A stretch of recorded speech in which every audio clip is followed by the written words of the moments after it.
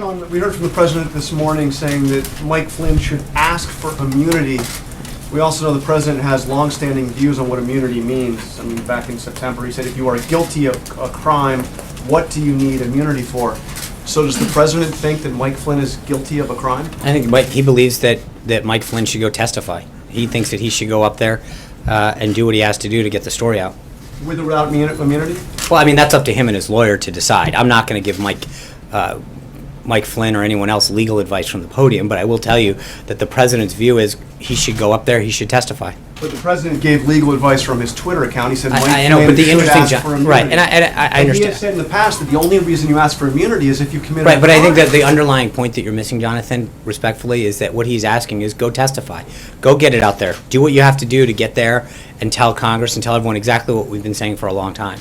So, I mean, again, I get your point, but I think that the interesting thing is if you actually stop for a second and realize what the president's doing, is that he's saying do whatever you have to do to go up, to make it clear what happened, take whatever precaution you want or however your legal counsel advises you.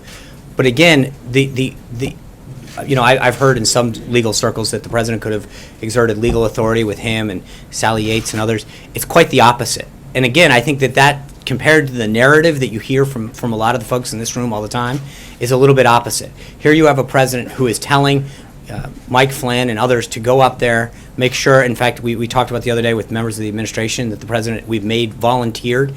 This doesn't look at an administration that's not doing everything it can to get to the bottom of this in the appropriate way. And I think that is an important distinction that has been lost on a lot of you, that every action that we have taken, we've got up here and we've talked about Russia and the lack of a connection. We've talked about the fact that every single person who's been briefed has come away saying none exists, Republican, Democrat, Obama appointee, etc. And yet at the end of the day, the narrative still comes at us. And now we're going to the point where we've actually encouraged people to go talk to the House and Senate Intelligence Committee and the appropriate investigators so that they can continue to get to the bottom of this and get it aside from us. I think that's quite the opposite of what you would normally think that somebody who was not trying to get to the bottom would do. Amen.